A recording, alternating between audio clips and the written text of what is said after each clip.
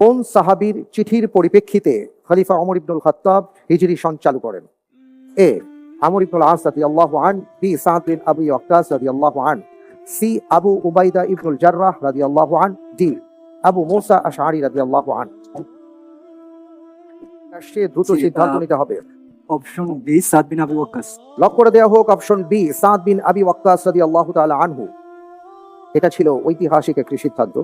একজন সাহাবী দ্বিতীয় খলিফা ওমর বিন খাত্তাব রাদিয়াল্লাহু তাআলা আনহুর কাছে চিঠি লিখেছিলেন যে আপনি বিভিন্ন দিক নির্দেশনা দিয়ে থাকেন বা প্রজ্ঞাপন জারি করে থাকেন, যদি সেখানে সন তারিখ উল্লেখ করা হয় তাহলে সেটা রাষ্ট্রীয় কাজে ব্যবহার করতে সুবিধা হয়। সাথে সাথেই তিনি সভাসদকে ডাকলেন।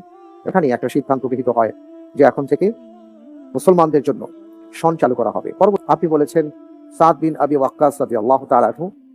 সঠিক হয়নি। সঠিক উত্তর অপশন ডি আবু মুসা আশআরী রাদিয়াল্লাহু তাআলা আনহু।